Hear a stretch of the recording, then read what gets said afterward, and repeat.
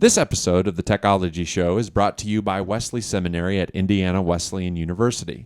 Wesley Seminary offers a 75 credit hour Master of Divinity program that's available in both English and Spanish, a 36 credit hour Master of Arts in Ministry Leadership or in Children, Youth, and Family Ministry, and a 36 credit hour Master of Practical Theology.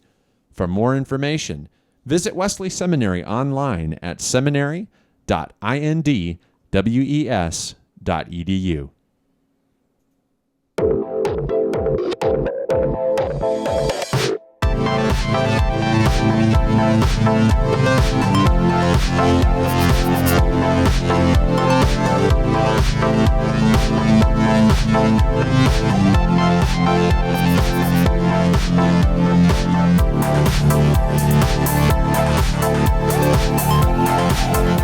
It's Tuesday, March 18th, 2014, and live from the absurdly cold state of South Carolina, where supposedly spring is coming tomorrow. I'm Matthew T.G. I want to thank Al Gore for today's weather, and I'm Heath Mulliken. Hey, and I'm Tony Casey. Welcome to a show that we call The Techology Show, a weekly podcast featuring technology, theology, and everything in between. This is episode 240. 240? Yeah, man. Wow. 10 more episodes. We're a quarter of a way. Dog years? So when we started the show, we numbered our episodes with three numbers. So it was 001 with the intention of saying, we might get to 100 one day. We need to have that third number. Well, now we'll be a quarter of a way to 1,000. Should we have started the show as 0001? Do you know what? I actually thought about that. I almost did it. I thought, well, that's absurd. All right, let's talk about our giveaway. Hey, and as long as we've got great giveaways, we're going to keep trucking on past 1,000. And today's giveaway is Sticky Faith by Kara Powell. And Heath made a few notes in this, I heard, for you. Is that right, Tony? I heard there was a couple note-taking areas. I did. I've signed this book. And, Heath is autographed to your yes. book? No. Yes, I signed it, Kara's name. But our winner is Eric Crisp. Eric, we'll send you a Facebook message. And congratulations on winning this book. Yeah. This actual book. This copy. This shiny copy. And thanks to... Man, what a great guest. What a great show. So our reaction to this, I think for all three of us here in studio, has been the same. Matthew and I even, he's my pastor. We attend the same church. I mentioned this in Sunday school, having no idea he was going to mention it in the congregation. But I think I speak for all three of us. This book really rocked our world. Oh, yeah. And the interview, we don't often promote what we've done in the past, but if you didn't see that interview, take some time out. Yeah, and we are actually, our church is redoing our membership role and actually making going through membership a vital part of our discipleship process. And part of that process is going to be kids and families going through Sticky Faith. That's going to be kind of one of the classes that we offer. And I'm excited to see how it'll challenge you. God big uses time. it. Yep. Well, we were supposed to have Jim and Geraldine Bogear this week, and they have to reschedule with us, but we are happy to bring into studio Paul Brown. Some of you might recognize him. He's been here before for an episode. If you don't know him, Paul Brown has covered news in the upstate of South Carolina for over 4 decades now, Paul. Yeah. Over 4 decades, he has served as news anchor, bureau chief, reporter, photographer, and videographer, among other news agencies. He continues to contribute to the Greenville News, WRIX Morning News, and WYFF News Channel 4. He's also the host. He's the host and producer of a show called Conversations with Paul Brown on WRIX Radio, which airs every Saturday morning at 8 a.m. Eastern. Paul, welcome to the show. Thank you. It's a delight to be Yes. and most people probably wouldn't recognize his face, but his voice, if you're from the state of South Carolina, Upstate, when you hear his voice, you're like, hey, Paul Brown. Now, we have some history with Paul here. Heath and I have actually, we go back years. Matter of fact, I have a picture here I want you to see here. Good times right there, Paul. Here we are. And what I like is Paul's purse there. I thought the decor with his outfit. Look at Heath in that picture. I like Heath's haircut. Yeah. I like the part down the middle. Tony has lost weight, and I have gained weight. So yeah, celebrating good times there. That we were filming the sequel to A Christmas Carol. That's right. Yeah, you played Marley. Yeah, Marley's. How long ago was that? That A long. I figured that was 15 years ago. Was it really? Yeah, it's Are pretty, you at a Japanese steakhouse? we are Japanese Oh, steakhouse we're in Greenville. The Okay. Campai Tokyo. Yeah, that's right. Are yeah. we? Yeah, We that's can't buy exactly- Tokyo? Yeah, because we took you out to eat because That's you helped right. us with that play. That's exactly what that was. Right. I didn't remember my compensation for that. I didn't put that on my taxes. All right, let me kind of set up today's show and tell you why Paul is in studio. Last week, I was made aware of an article that aired in Christianity Today magazine. The title of it is "When Sexual Abuse Comes to Light." There's something that there are a lot of people that aren't aware of within the church, and that is that for a number of decades, there were mission agencies, and as part of their policy, what they said to parents, missionaries, was that once your children become school age, they cannot be with you. They must go to a boarding school. Well, this article deals with that and kind of the dark side of it. And so the article really begins with the story of Teresa Lee. She was an MK, and what came to light in her adult years is that while she was at one of these boarding schools, she was sexually molested. And through social media, she began to find other kids who went to the same school. They're now adults, and found out that they, in fact, had experienced some of the same things that she did. In this article, it talks about something that an organization that has actually come about, and that is called MK Safety Net. And this organization exists to find these MKs who were abused at these schools and to minister to them, to help them. Last year, they had their first conference, an interdenominational conference of MKs who had experienced abuse, and to get them counseling and help. In this article, they name at least 7 schools, boarding schools by name, and there were additional schools that they've identified but didn't mention in this article. And there are other things here. There were MKs who didn't experience sexual abuse at all, and yet there are some things that they're still struggling with. So I'm going to read just a quote out of this article. It says this: several of them said they believe that just being sent to a boarding school, even if a child didn't get raped or beaten, was abuse in itself. Family was, quote, something you did on holidays, not something you were in, one survivor said. Several therapists were on hand to assist the survivors. Now, the reason we've asked Paul Brown in studio is his parents were missionaries. Now, he didn't experience sexual abuse where he was at, but he and I have had kind of an ongoing conversation about this over the last 20 years. And so, Paul, we've asked you in studio to... Not just missionaries, but Paul was in a boarding Right, school. yeah. That's and, what we're trying to say here. Yeah, he was, and so he brings some perspective of that. And so, Paul, let's just begin by you telling your own story, talk about your parents, where they served as missionaries, and then again the policy that eventually kind of dictated where you would live. The policy was different among various missionary organizations. But going back, I was born in Honduras when my parents were missionaries. I was the oldest. My sister, 2 years later, was also born in Tegucigalpa, Honduras. And then we moved to the Mexican border in South Texas, where they worked for World Gospel Mission. And there, my other 2 brothers were born in South Texas. And when we went to public schools because then we were in Texas. And then when it got time to go to high school, we became acquainted with Toccoa Falls in Georgia. And I made the decision that I wanted to go there, which was different than some other kids that I found out when I went there, that they didn't have a choice. Yeah. And I remember the post kids who came from Indonesia, when they were in the first grade, they left Indonesia and came to Toccoa Falls and basically spent their entire lives there. They would see their parents every 4 years when they came back on furlough.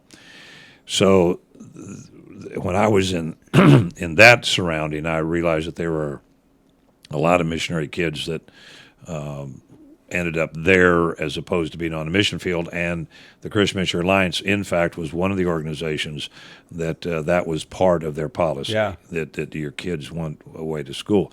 And so then my parents went back to Honduras, and then my two brothers, when they went back, then they went to a boarding school in Central America, Los Americas. So my going to boarding school was a choice that I made voluntarily, and was basically, pretty satisfied with the fact that that I got to see my parents a couple of times a year, maybe in the summertime. A couple of times there were people from Toccoa Falls that had relatives in Texas, and I would ride down with them for Christmas holiday. But the one thing I think that struck me about this thing was the fact that the parents had no choice. That has now changed, especially among the Christian Missionary Alliance. That's no longer the policy, and the parents have some options. Yeah. Paul, to some, it's hard to imagine that Christian organizations would actually have a policy that would separate parents from children. It's very easy to be negative about that. So to kind of take a moment and address the mindset that was prevalent and the good intentions that were behind it. And let me piggyback off that, Paul. What's been interesting to me is Matthew is more than 2 decades my junior. Heath is a decade my junior, and they're just becoming aware that I've known this for years, but their generations they look at this and it's like, wow, how can that be? Yeah. I think the spreading the gospel has changed tremendously down through the decades. We do not reach the folks, Native Americans, like we used to. We learn by our mistakes. Yeah. And sometimes I think, God is looking down, scratching his head, saying, what were you thinking? Right. I mean, to go out there and tell these kids you got to shave your head, you can't speak the native language, but it was really stupid. And of course now that's changed. And I think the same thing with these organizations that told the parents, you can have children, but they can't be with you on the field, because they were so zeroed in on reaching the natives that somewhere along the line they lost the children. And that they've now realized, no, that was not the proper way to do it. We did make a mistake, and now we're making changes. Because a friend of mine who I graduated with spent his career in Indonesia and had kids, and at the beginning of they had to go away, and then at the end of his career, then the organization gave them many options. Yeah. They could homeschool. Where they were in Indonesia, they had a number of international schools, some of which were Christians, and so they could go there. And now with the internet being available, a parent has a lot of options. But I think back then we're called to the mission field. Mm-hmm. This is our primary responsibility, is to reach the lost, and they're losing their kids in the process. And I think after a couple of decades, they realized this isn't working, and we need to change. Yeah, one of the issues that comes up in the article is kids felt like that they were in a position where they couldn't question things. I lifted one of these quotes here. Again, it says, one person saying, "You can't ever say, 'I don't understand God,' or 'God is unfair.' In the mission context where God is the wallpaper, you aren't allowed to question. That's dissent." And that was kind of and you see this in this article where, one parent who's lamenting, who wishes that they had done things different, says, and we even used language like be a good soldier for the Lord, like, this is the sacrifice you have to make as the child, and placing that on the shoulders of the child, when from a developmental point of view, they're not ready for that. And then concepts of God become toxic, is what this article says. Yeah. Having said that, talk about, you went to the school there at Toccoa Falls. Talk about some of your fond memories and relationships you made there. It's funny you should ask, because this October we will be celebrating our 50th high school reunion, which is just mind-boggling to me. The year I was born, you were graduating high school. That's right. That's exactly right. And you created your own family there. We had nationals from I know Vietnam, Cambodia. I had some of my best friends were from Cambodia. They came from a wealthy family, and they got. I just hope I can salvage my recording. I'm not going to know till we're done because of. Now, Paul, on your way out, we need you to take the tape. There's a drop off on the interstate. All right. So they're going to be syncing back up with us now. I hope. Well, you just. So let's give it just a second The to. older Just tell I've me gotten, when. Yeah. I couldn't. Today I couldn't be in business if I was having to do what I did just 10 years ago. You were graduating high school. I mean, it's sending video from home, And and the camera fits in your hand. Yeah. I mean, it's just. All right, I have no idea where they're at in the chat room, so help me out here to get a feel because they're kind of our people who could tell us what is happening right now. What are they seeing right now? I'm asking. There it is. Okay, so we There it just is. did that. All right, so All right. so we Hey. should be caught back up now. Yeah, so now hold those on of you just a second. I'm going to give us a countdown, and then Okay. we're going to start back up here. All right, so I got that. I think I'm good over here. Let me run through my cameras real quick. I talk about that. You were talking about your upcoming reunion you've got. 50 years of high school reunion. We're going to celebrate this October at Toccoa Falls. And 25 years ago, our class had the most people to ever return for a 25th reunion than the school had ever had before. And so we're trying to pump everybody up and get them back for the 50th and maybe set a new record. The problem is our classmates came from all over the country and, in fact, from all over the world. We had people from South America, Central America, nationals, then the missionary kids and the preacher's kids, and just people who wanted their children to have a high school education in a Christian environment. So it was one family, and as any family, you have problems and you have fights and you have disagreements. But all in all, it was. I look back on it as a pretty positive experience. I played basketball, and I do remember this, that part of the rule was that you couldn't fail a class and play basketball. And I wasn't very good at math, and I was trying to take algebra, and I was getting ready to fail, which meant I couldn't play ball. And so I quickly transferred to general math and barely got through that. But the other thing, and this may sound a little bit far-fetched, but even back then, I had no idea what I was going to do. And you won't remember this, but we had typing class, and a majority of the students in typing were girls. And for some reason, I was drawn to that class, and there were two boys in that. It wasn't because it was a room full of girls. It was because for some reason I wanted to learn how to type. Yeah. And none of the other, and I think there were two of us in that classroom. And so now looking back over 50 years of my career, the one thing that has been consistent is that I've spent an entire career typing. Not very well, not very fast, and thanks to spell check, not very accurate. But needless to say, what did I take away from my time at Toccoa Falls was that I learned to type. Yeah. Well, it's clear to me. I've known you for a couple of decades now. It's clear to me that you have deep emotional ties to Toccoa Falls. I think when you were on the show the first time, you talked about when the dam broke at Toccoa Falls. Yeah. And I believe it's the one story you were supposed to go live with that. And from an emotional point of view, you just couldn't do it because there was just so much. Yeah.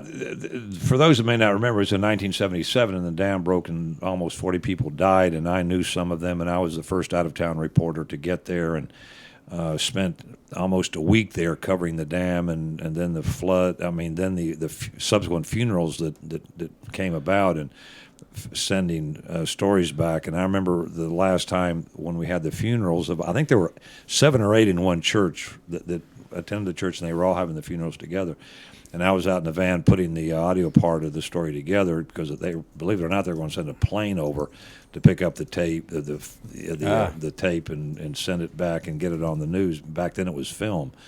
And I mean, yeah, it had already. It was pretty overwhelming, and I know I had to take a number of takes to get it. And finally, I just said, "Look, I can't do that. You're just gonna have to edit it in segments. I can do a paragraph, put the paragraphs together for the whole story." Yeah. So that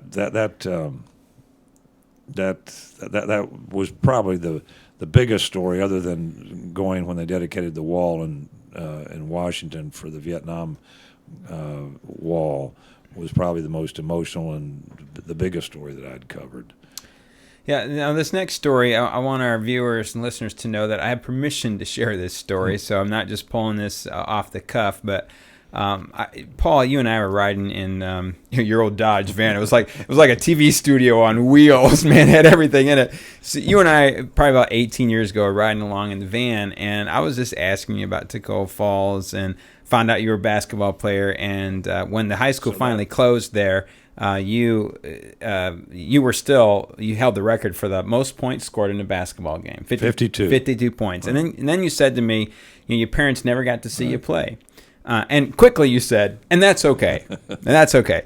And then I kept probing you on this, and within 3 or 4 minutes, you started crying, and it was kind of awkward for me. But I came home that night, and I told my wife, and I said, he told me it was okay, but it's not okay. Well, and in looking back on that, I wasn't the only one. I mean, we had other missionary players on the team. Their parents never saw them. And we had a friend of mine from North Carolina, Artie Shambly, was a player, and his dad was a Methodist preacher. He never came down to see him play. So it was just a mindset that you send these kids to boarding school, and you see them at holidays or maybe during the summer. Yeah. And that was just part of the thing that you just miss out on, is having somebody there after the game, other than a girlfriend maybe, to come up and say you played a good game, or we enjoyed the game, or I'm sorry you lost, which happened a lot. So let me ask you this, Paul. You said, regarding your reunion, that you had one of the highest attended ones. Do you attribute some of that to just this close bond? Because that's your family, right? That's all you had I was think your so. classmates. And the fact that we worked really hard to get in touch with everybody and stayed on them to come back. Because if you graduate from Pickens or Liberty High School, theoretically, most of those seniors live in this general area, and it's not hard to, and I think it doesn't mean as much to them. But if you live in Colorado, like John Conway does, and he came back 25 years ago, you make a real effort to come back to reconnect, even though you only do it, every 10 years or 25 or now for 50. So, there's definitely a bond there, and it seems that when we do get together, it's just like, we never left. Everybody has the stories. Yeah. So can I jump in with a question? I don't know if this is an angle you wanted to go or not. We kind of talked about it on the phone leading up to yesterday evening. The Apostle Paul writes at one point to people who are considering ministry, and these people are struggling with this idea: do we get married? Do we not get married? What's supposed to happen here? And he writes to try to convince them not to. I think his exact words are, "It's better if you don't." However, if you do, he essentially seems to say there's just going to be a lot of responsibilities that are going to come along with that, a lot of things that are going to demand. Yeah, he seems to imply that ministry, if you have a family, that there's almost this understanding now that's going to take part of your time and energy. Right. And so one of the things about this story that really just makes me think and makes me wonder as I've come to read this article and digest some of this stuff is, why were people willing to do what I would almost classify as something contrary to Scripture? Like, it seems so contrary to me that you'd say, okay, so we've got families, and we're gonna. Am I talking about something that? No, where are you at here? No. I think, like Tony said earlier, that's where our generation. That's where our thoughts are. It's like this is a completely foreign idea to us. So let me tell you something where this kind of intersects with me, though, and Paul, I've had this conversation with you, that my interest in this and getting to what Matthew said is I was even raised in this atmosphere and is this general idea that if you're doing the Lord's work, don't worry about the kids. God will take care of that. And I parented under that paradigm for 10 years. One of the greatest regrets of my life. And I bought right into that. And it seems to me, Paul, that this was part of the mindset. It was. That we're doing God's work.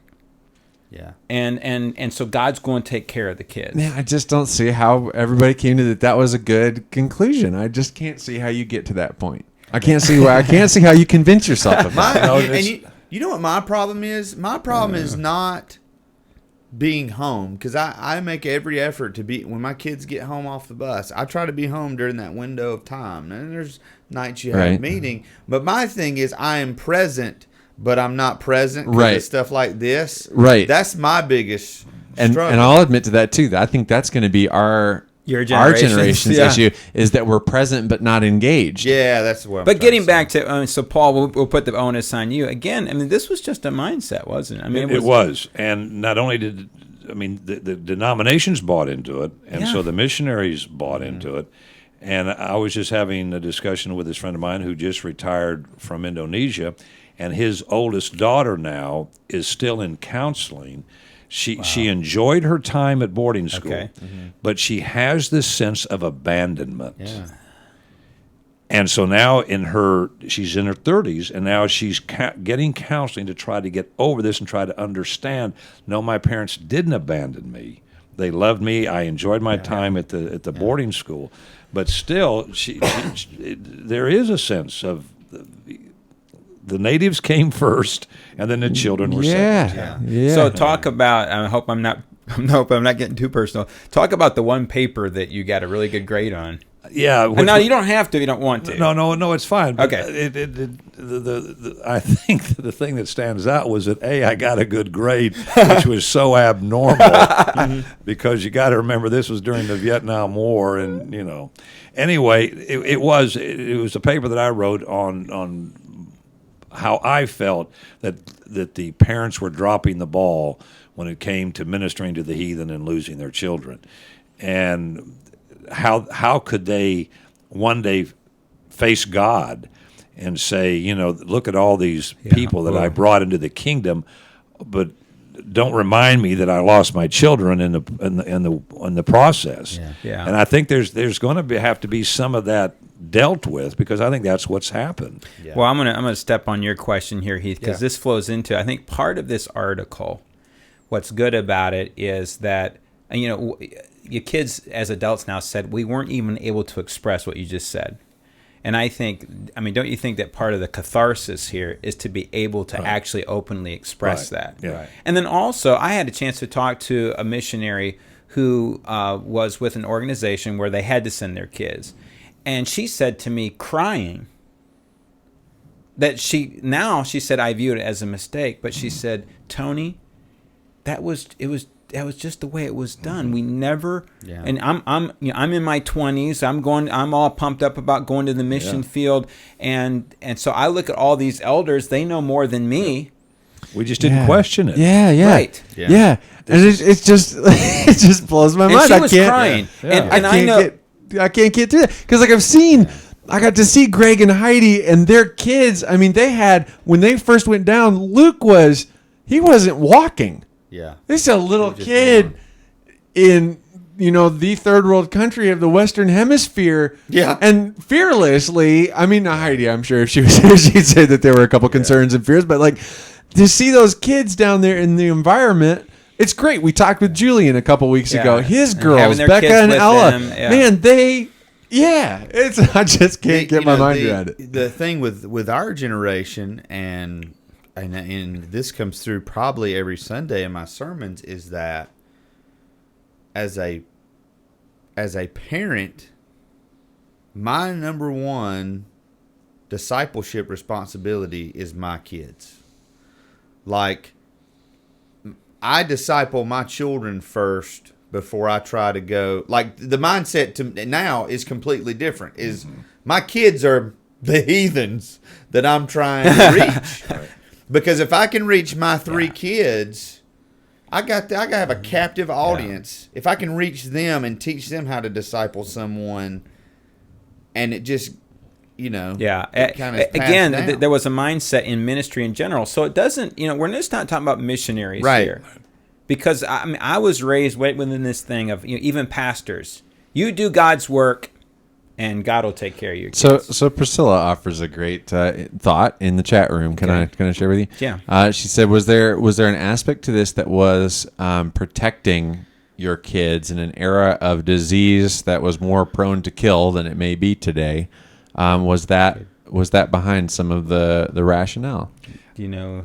I think it was we got to reach the heathen. Yeah. Yeah. And that comes out in this article. And I think that the welfare and the safety of the children was probably not as prominent as it should have been, maybe. Yeah. Okay. I talked to another missionary. He says that all three of his kids went to boarding school, but and they talk about it in positive terms. And he says that he feels like the reason they do is because they were always given a choice. Okay, that makes. We will difference. homeschool you, Right. or you can go over here. Right. Mm-hmm. As a matter of fact, they sent their kids to Rift Valley Academy, and the kids speak well of it. And he said, I think that because it was always their decision, that they didn't resent it, they liked it, and appreciated their time there. Let me just add that we talked about the Christian Missionary Alliance and what their philosophy was to begin with, and I have a nephew who has now gone out under the CMA, and his family is in Tunisia.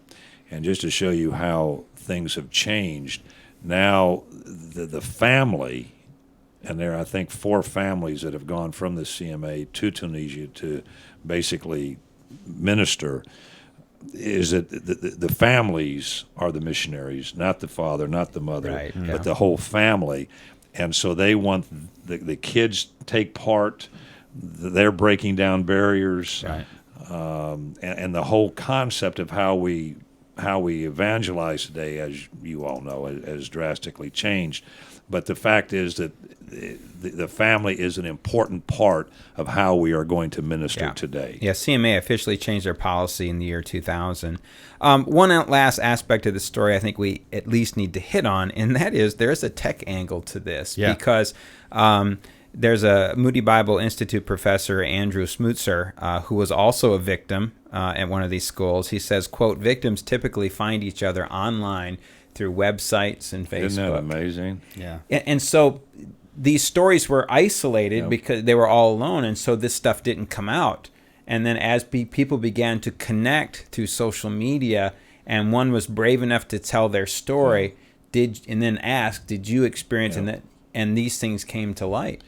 And you just wonder, had we not had that technology, would we be where we are today? Right. And would these things have remained hidden? Yeah.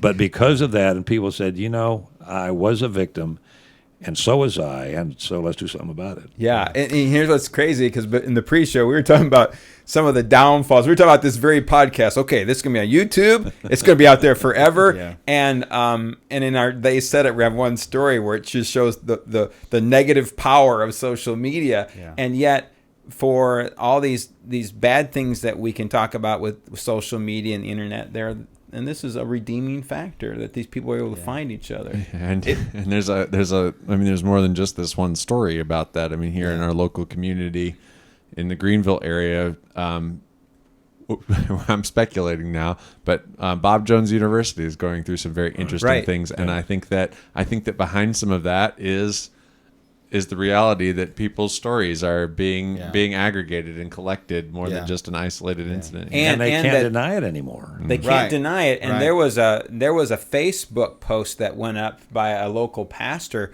who was really challenging Bob Jones to reinstate this study. And it happened here again.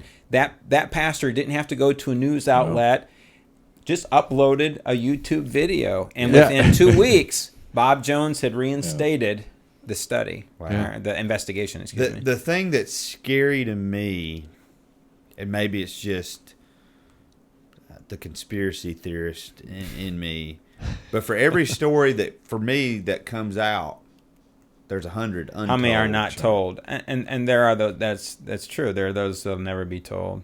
Yeah. And maybe we just need to say, I know you put a link, I can't find it right now in the show. Okay. There's going to be a link in the show notes because maybe you're watching this show. maybe the title of the episode caught you, and this everything we've talked about today applies to you, and you do need healing. There's a link in the show notes, MK Safety Net, Yeah, we got and the they link have there. great resources, and just want to encourage you to kind of begin that process of getting healing and talking about it. Yeah. Well, Paul, thanks a lot. I know you're going to hang around for the rest of the show here, and we just appreciate you kind of just sharing your own perspective on this. Now, let's go ahead and take a moment and hear a word from our sponsor.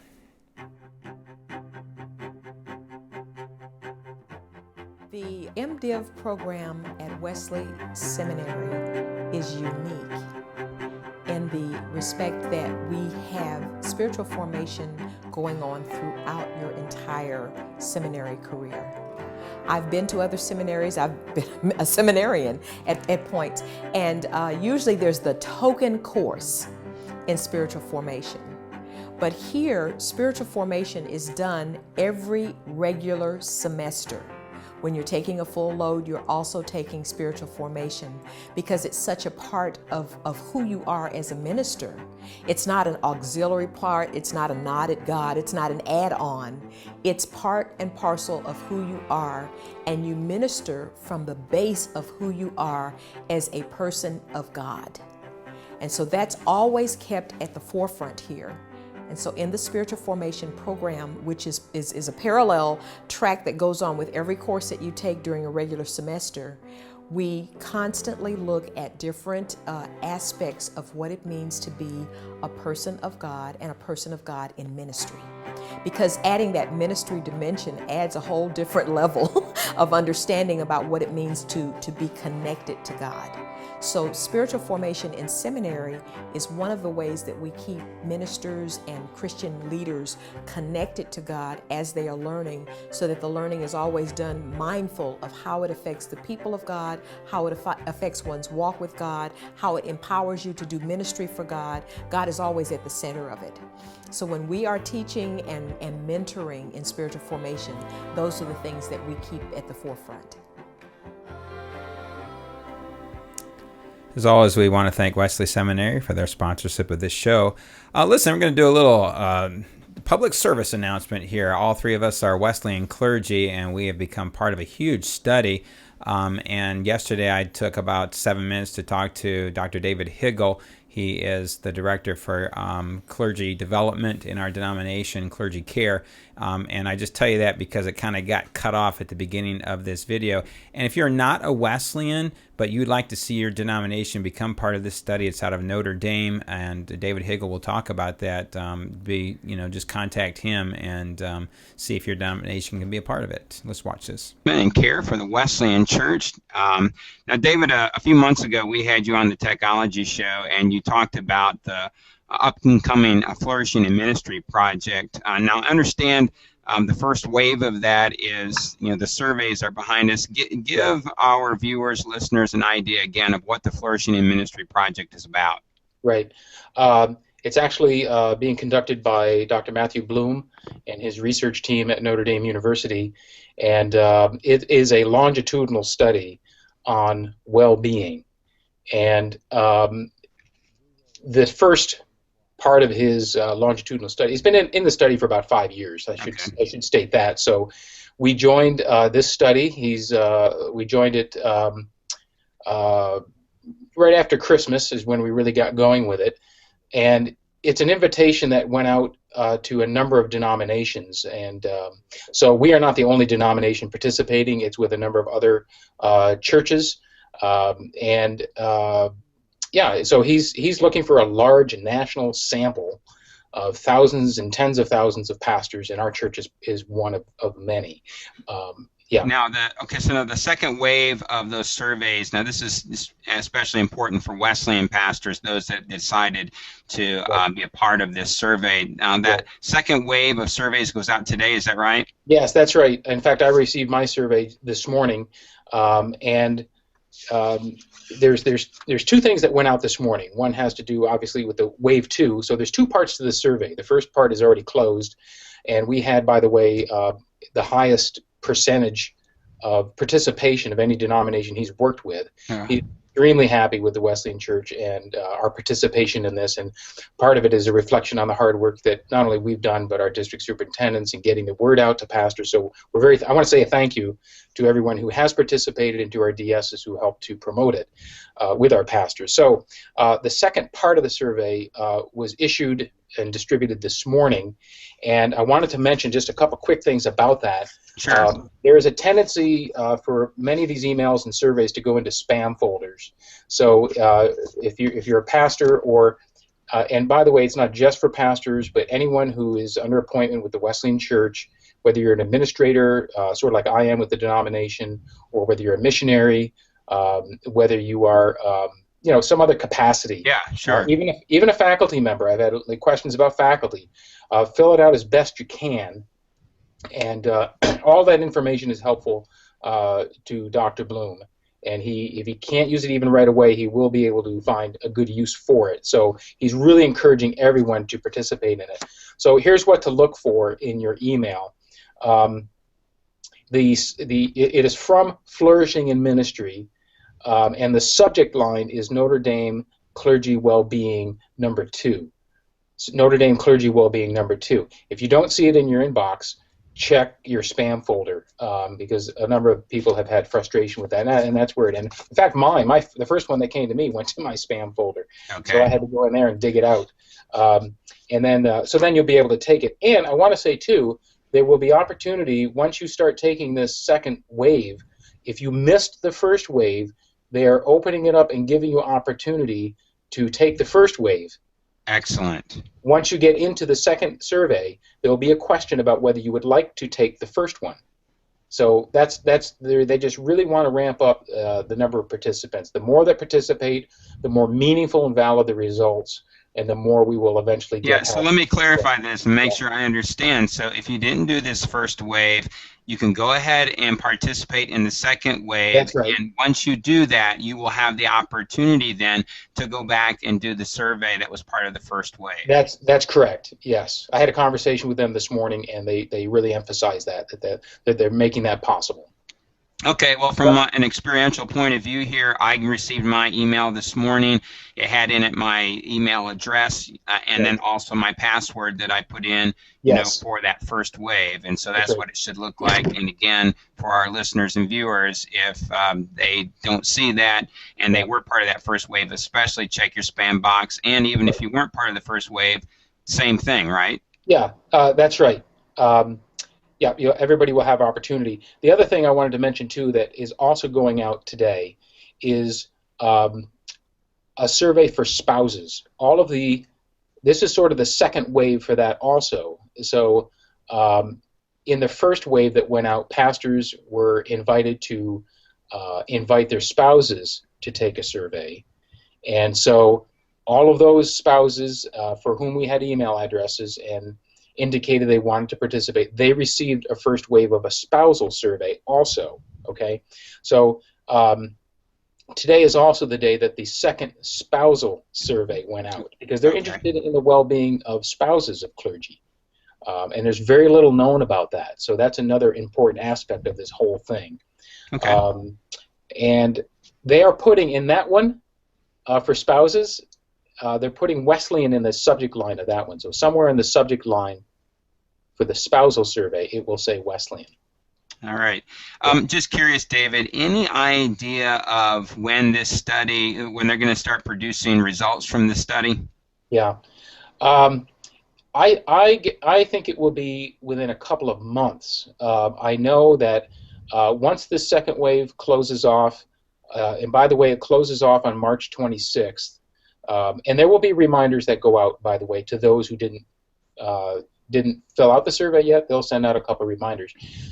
April is the month where they're hoping to analyze the data in the month of April, and so I wouldn't look for anything, before the month of May. And I don't want to, try to pin them down, but I would think it would be sometime later this spring. We hope to get some good preliminary results for the Wesleyan Church.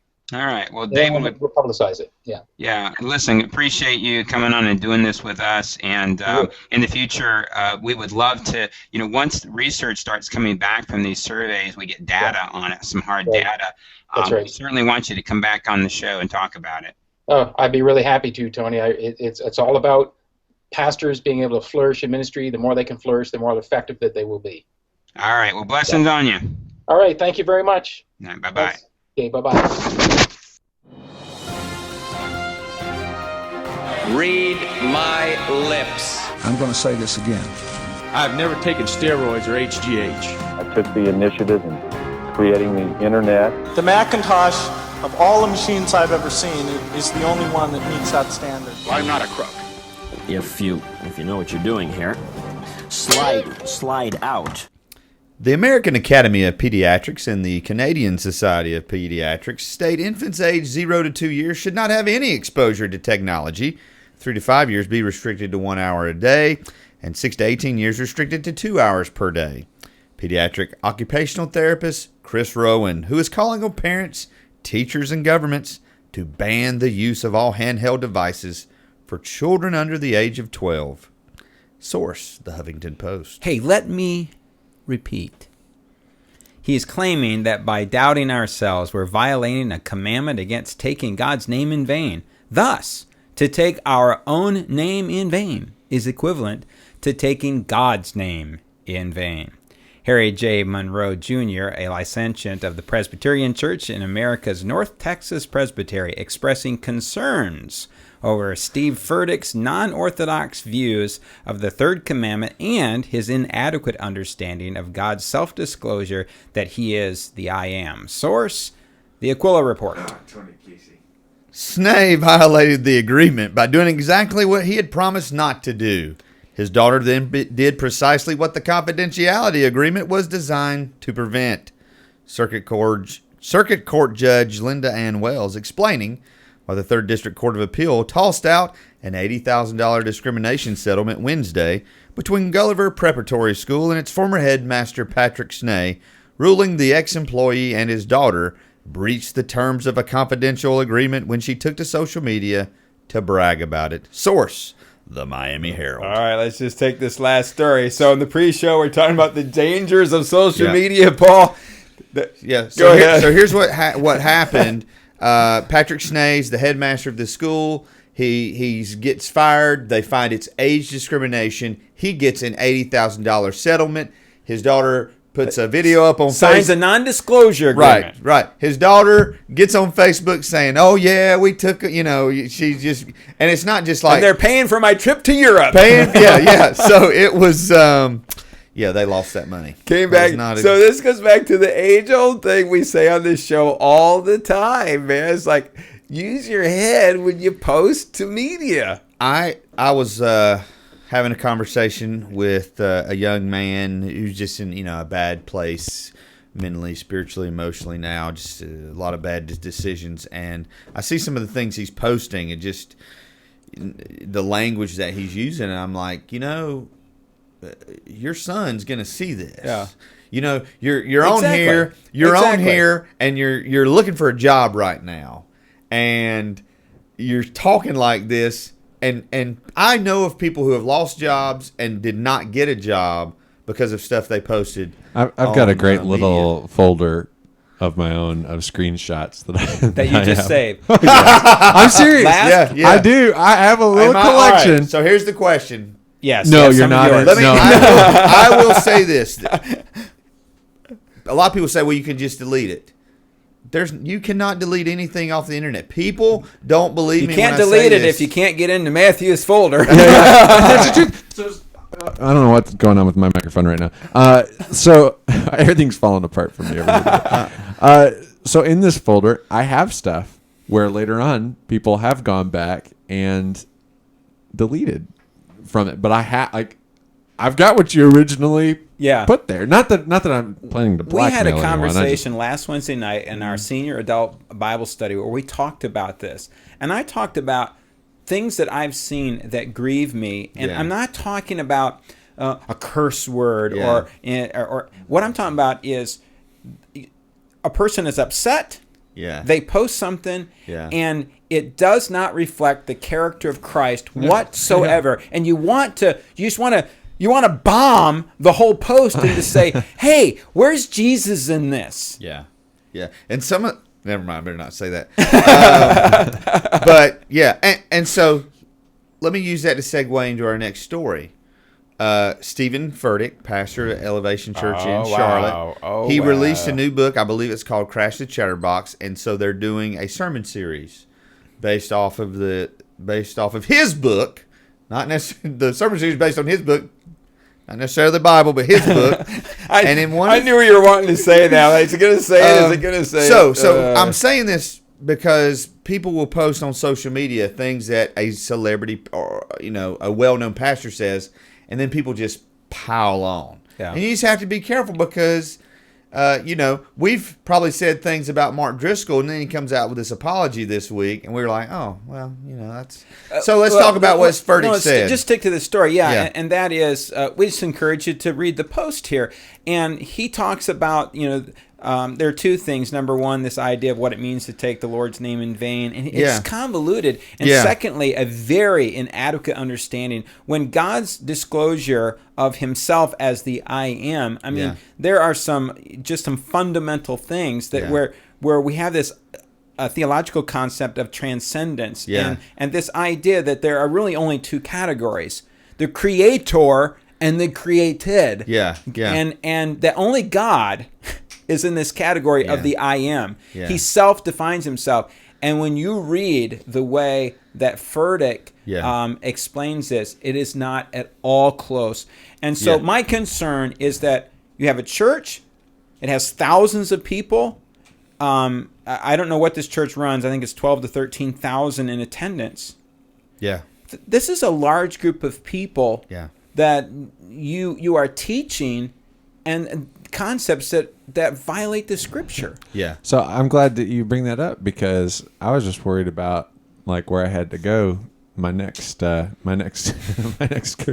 So you may have caught it. I stubbed my thumb during the they said it portion, and I had to give out an exclamation. Oh, Tony Casey! And I was like, heat mucking. That's essentially what he's taking saying. Our name in vain. Yes, I can't take. If according to Stephen Furtick, according to the Scripture, I can't take God's name in vain. According to Stephen Furtick, I can't take my own name in vain. I wonder what gonna you're have doing. to have to use your guys' names. Yeah. Because So that's just what he's saying. He's saying because God has created us and His Spirit is in us, He has given us this authority. No, wait, I can't take your name in vain either now? No. What? Because I'm a creation. I'm created by the Father. Now, I think that we can broaden this idea of what it means to take God's name in vain, but not in the way that he's broadened it. Priscilla put on here, Matthew has a screenshot of me taking my own name in vain. That's great.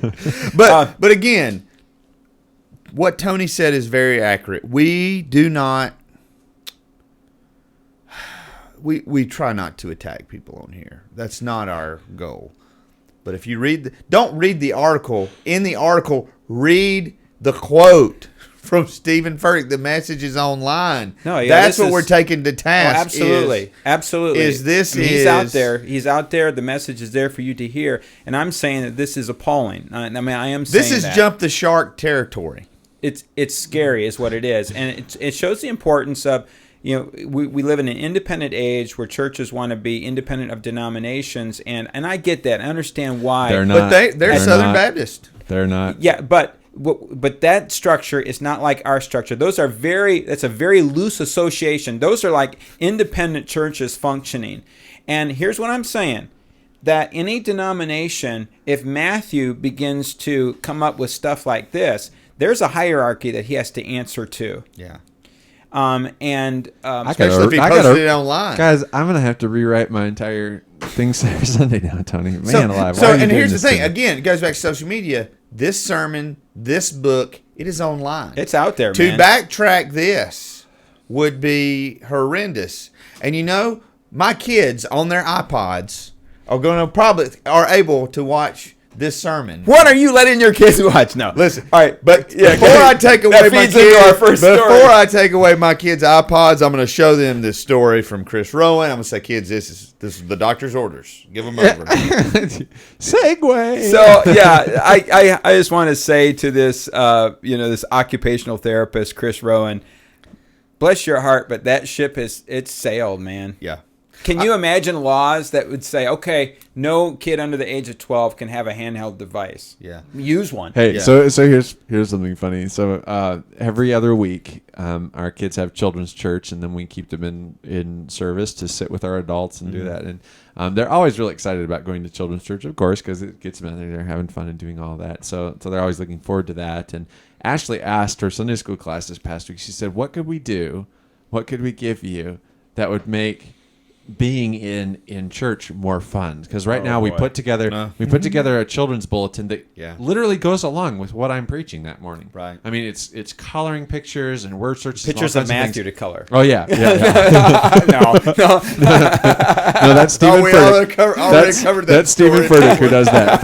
For me, it's pictures of the Bible story, whatever it is, and word searches and all that kind of stuff, and we give it to them in a bag to work on and help them keep track with what's happening. And their answer was, put a tablet inside of the I knew you were bag. gonna say That's what they wanted. So like, great. Now we've got to invest. No, we're not going to. But now we got to invest in 15 tablets. Come up so front, you get can your play. tablet. So you can play Minion Rush during church. Great. And the this is what was great to me is we got our kids iPods for Christmas, and I did have they're very restricted thanks to our SkyDog router and the settings on the iPod. I was very concerned, that's all they would do. They would get home from school, they would get on their iPod, and I'm telling you, the days that it's been warm, they come in, they put on some pair of shorts, and they go out to they still love The outdoors. like the few warm days we had last week before our second winter came through, or is this the third winter? I don't remember.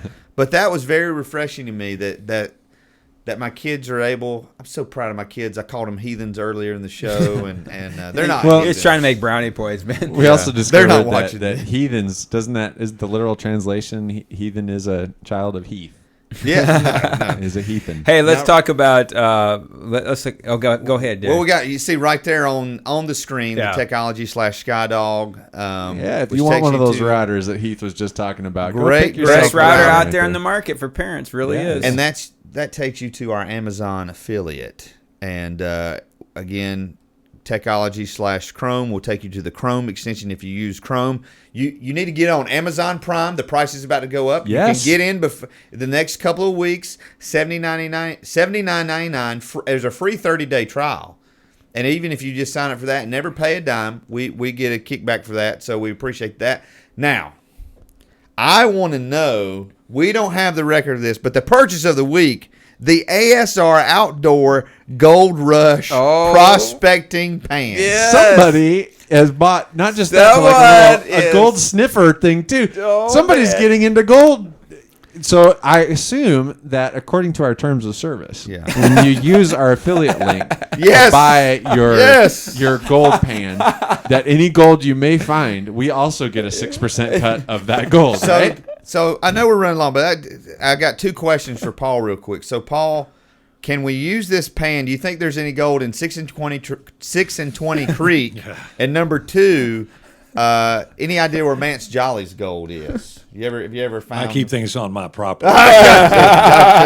If you get past the PCPs, you might find gold in that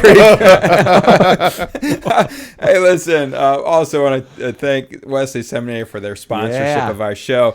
And again, if you're looking for an effective way to get word out about your organization, business, or nonprofit, we wish that you consider sponsoring an episode of the Technology Show. We continue to point out to you, right there it is. Let me see. I want to see if I can do what Heath does. Look at that. Whoa. Vanna White skills. There you go. All right. And hey, pass one more time. Pass that off to Heath. Heath. Here comes Tony. Okay, Here ready? comes Tony. Start at the T. Start at the T. No, put your hand down, Heath. It's not time yet. All right, you ready? Okay. Here we go. Passing it off. You got it. Oh, sorry. Everything's in reverse. Hey, we continue to just emphasize to you, we have Paul Brown in studio, and we're talking to him in the pre-show that we've got episodes that are over 2 years old now. They continue to get hits on those shows. And if you had sponsored that show, then your advertising dollars would still be living on thousands of hits later. And so, again, we'd like to encourage you to take a look at that if you're at all interested. Before we go, our guest, usually we feature their books. So if you want to pick up the Paul Brown story, it is in mass market paperback on Amazon. And boy, you haven't changed over the years, Paul. I just had to say, put a derby on you. So if you want to know more about our guest, check out his book. Okay. Oh, that's crazy, man. Hopefully you understand that's not the Paul Brown that's in the studio. Paul Brown. No stadium was ever named after me, I'll tell you that. Yet. All right, real quick, our next two episodes here. On March the 25th, we have Dr. Matthew Sleeth going to be joining us talking about his book 24/6. This is a book that's getting a lot of press right now, and I know that you're going to enjoy that. And then on April the 1st, Heath, show our giveaways here. Yeah, Devin Brown is going to be with us. He is the title of A Life Observed, a spiritual biography of C.S. Lewis. He's got two of these that he gave us, both of which are autographed. And so we'll be setting up a giveaway on that. C.S. Lewis. And Matthew, maybe the thing to do here is why don't we go ahead and, now let's wait a week because we'll give away a copy of Matthew Sleeth's book as well. All right. Listen, as always, we want to thank everyone for joining us and continue to your continued support, especially those of you that are using Amazon. We appreciate that very much. If you want to cover anything that we discussed today, you can find all the stories at our website at thetechnologyshow.com. If you want to contact us, send your emails to thetechnologyshow@gmail.com.